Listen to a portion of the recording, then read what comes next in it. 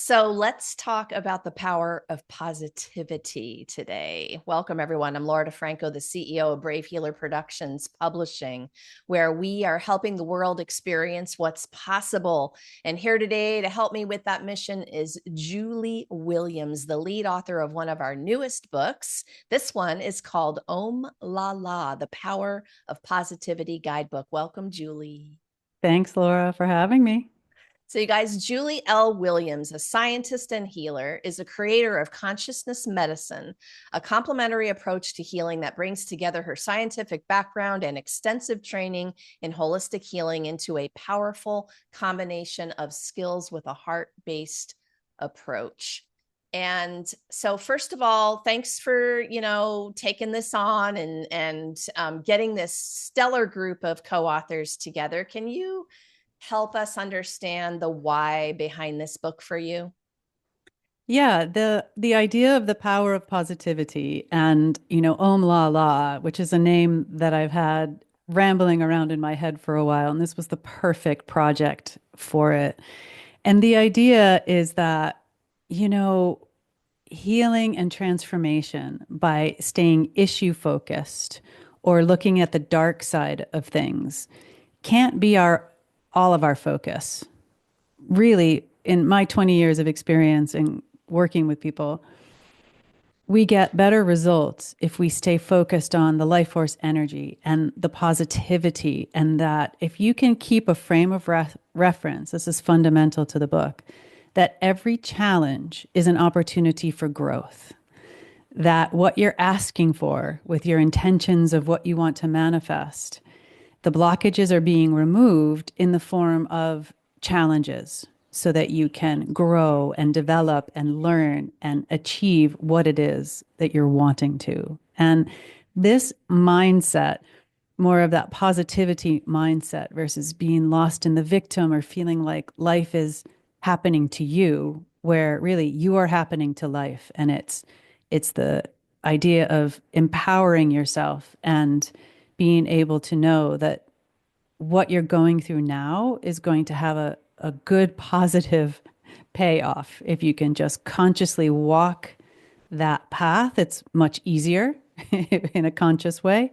Also with this book, there's no one size fits all for healing. So I love these collaborative books. I love that there's so many different things to resonate with so many different people, no matter where you are, what kind of time you have to do these practices, something will resonate with you. And to know that in 24 stories of people telling their greatest challenges and how that became the greatest lessons of personal growth. For me as a scientist, that's evidence, right? I want people to be inspired that, wow, well, if these 24 people all had these super challenging experiences that became their greatest lessons, maybe this can be true for me, and begin to start thinking and reframing these in their lives, so that you can move through the challenges a little more gracefully and effortlessly versus being splat on the concrete, as sometimes happens. All right. Well, speaking of those amazing co-authors here, let's take a little peek at this gorgeous book and all of those beautiful names. I love the energy of this book, Om La La, the Power of Positivity Guidebook. So I have a thank you to your co-authors. Thanks for saying yes, but also just taking on the challenge of putting your heart and soul into that story and then stepping up with really these are master teachings of all of your co-authors. And I have so much gratitude to them for what they put into it. Do you have a little message for your co-authors today? Oh, I just got full body tingles. I love them all. This group is divinely guided and somewhat handpicked, in those people that are living, walking what they talk. That was really important to me when recruiting these authors. And they're such beautiful souls, beautiful practitioners, beautiful leaders, conscious leaders. And I'm so thankful to them because I couldn't have done this without them. And I'm so excited to have them all by my side as we launch. So, Julie, what do you think is the most important thing you want us to know about positivity, kind of in general? I think that the one thing I would love people to know is it can be cultured. We have a negativity bias that's built into our human brain to sort for things to keep us safe. Sort for issues so that we can circumvent them, we can stay safe. So we have this negativity bias already built in. Positivity, it's not about bypass. It's not about saying, "Oh, everything's perfect and, love and light." It's about honoring the challenges and cultivating positivity every day by full presence, really, and perspective to know that you can reframe. You can look at things through different lenses. One way can be a super challenge and awful, and another way can be positive and growth inspiring. And when we culture these principles of presence and possibility and perspective and also practice, those are the four principles of positivity I give in the intro of this book, that it takes practice and it can be cultured to where it's not something you do, it then becomes who you are. So, care to dabble in the connection to manifestation? Well, yes, what we what we want to create, we have to we have to create the energy of that, enough energy to tip the scales. If you think about it, what you have now has a certain energetic weight. What you want to manifest is just in an idea. So it doesn't have as much energetic weight to it, for example, right? Versus something we've carried around for decades, right? It's got substance. So when we're trying to manifest something that we want to create that's just in thought form, we've got to create enough energy here to literally tip the scales. That's just the energy dynamics. So the more you set your intention, the more you step into that experience of what you want to create, the more that you do your meditation, put your energy out there, do your vision boarding. You've got to do those practices to tip the scales. And then also acknowledge that the state that you have now, there's never a 100% unwanted state in my world, right? Like if you're living something that you don't want, it's usually an old safety pattern from childhood.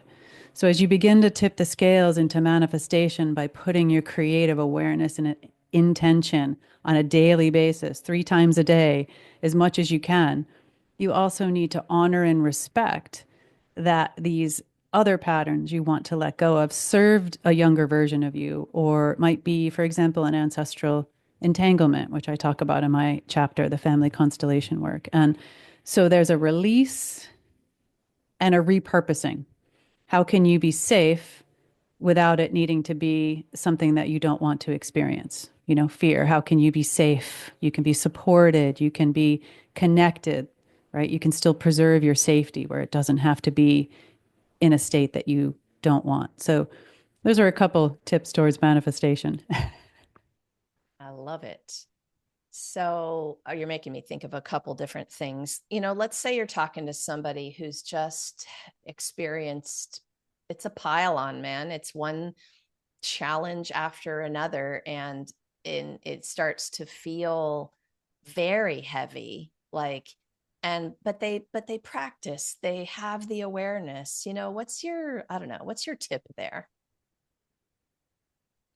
Oh gosh, there's so many directions to go. But if somebody continues, for example, to feel the same pattern of struggle over and over and over again, no matter what they seem to do and how aware they seem to be, the first place my attention goes to is an ancestral entanglement, the looking at how our lineage comes through us and how we repeat struggle and suffering based on what happened in our ancestral past in order to try to heal the family. It's based out of love, belonging, and survival.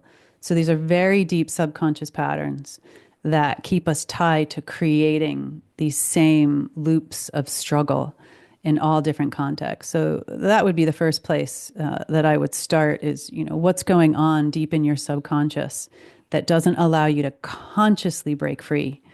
5% of what we do comes from the conscious mind, 95 from the subconscious mind. So we have to take a look at that patterning that's beneath the surface because there's no amount of willpower that's going to get you over an ancestral entanglement that your system thinks if it breaks, it's going to die if you let go of that entanglement. That's a great example of the intensity of it. We're talking about some big potatoes ideas here today, you guys. So Yeah. like hang on for the ride of these beautiful books, right? And so I guess I want to also say, and it's possible to break that pattern.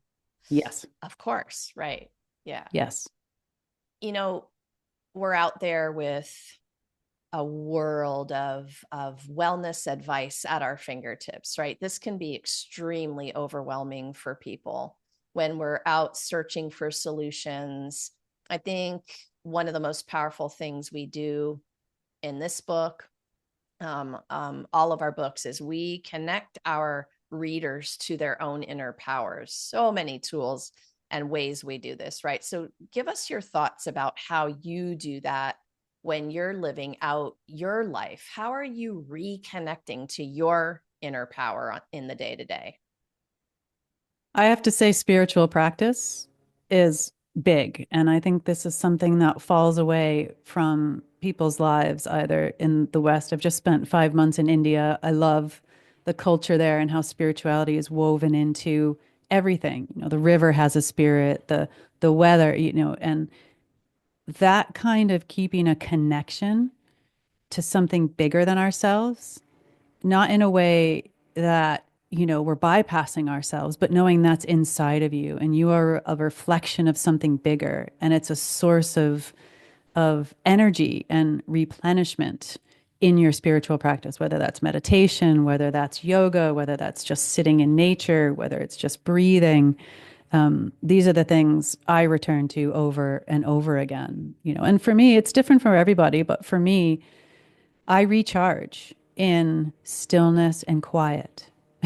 you know, right now I'm in France in this house, kind of my friends are saying, "Oh, you're so isolated." And I'm going, "Oh, it's still, it's quiet." Like that, it's connected to nature. The birds wake me up every morning. I don't need an alarm. Like these are the things that feed me. And so I think it's kind of like knowing your language of love, right? Know the language that fills your existential tank energetically and keep that full, whatever that means for you. So, how do we avoid bypass, honor the feelings without cannonballing back into the negativity bias? By looking at how is this serving you, right? So the question I like to ask is what good thing comes to you by having this unwanted experience, right? So migraines, simple example, right? What good thing comes to you by having a migraine? Now, I wouldn't necessarily ask that to a client straight away because it's a bit insulting. What do you mean? Well, I don't want my migraines, right? But what do they get from it, right? The busy mom who gets to go in the room for the day and close the door and nobody bothers her and she gets to just rest, right? Her body's seeking rest and quiet. And so if you can preserve and say, okay, how else can I get rest and quiet? How else can I build that into my life so my system doesn't have to create a migraine for me to get that?